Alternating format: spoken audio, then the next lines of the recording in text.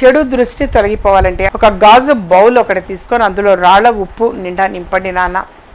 11 మిరియాలు ఆ ఉప్పు లోపల కనబడకుండా పెట్టండి. అలా పెట్టారంటే అదేం చేస్తుంది, అబ్జర్వ్ చేస్తుంది. నెగిటివ్ని మీ వరకు రాని కూడా అది అబ్జర్వ్ చేస్తుంది, నెగిటివ్ని తీసేసుకుంటుంది. తప్పనిసరిగా నెగిటివ్ని తీసుకుంటుంది.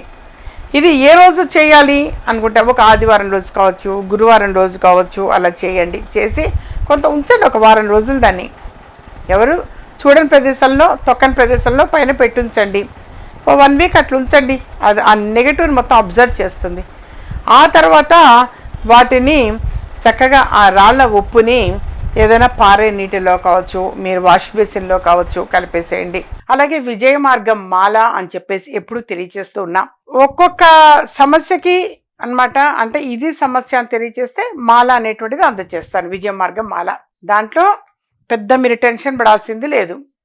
ఇదే సమస్య, ఒక ఉద్యోగం త్వరగా రావాలా, సొంత ఇల్లు కట్టుకోవాలా, త్వరగా వివాహం జరగాల, చక్కని సంతానం కావాలా, బయట ఆగిపోయిన డబ్బులు తిరిగి రావాలన్నా, లేదా ఒక మంచి గవర్నమెంట్ ఉద్యోగం పొందాలి. మీరు ఎన్నో ఎగ్జామ్స్ రాస్తుంటారు కానీ దగ్గర వరకు వచ్చి మిస్ అయిపోతున్నా అమ్మా అని బాధపడుతుంటారు కొద్దిమంది.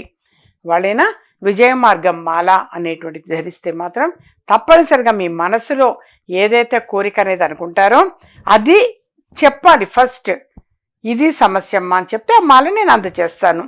అలా మీరు కలెక్ట్ చేసుకోండి నాన్న. అది ఎప్పుడు కూడా 24 hours ఒంటి మీద ఉండవచ్చు, ఏ ఆక్షేపణ లేదు, ఎప్పుడు తీయవలసిన అవసరం కూడా లేదు. అది ఆ విజయ మార్గం మాల అనేటువంటిది కలెక్ట్ చేసుకోండి. ఇంకా ఏమైనా వ్యక్తిగతంగా సమస్యలు ఉన్నాయంటే అపాయింట్మెంట్ తీసుకొని కలవండి.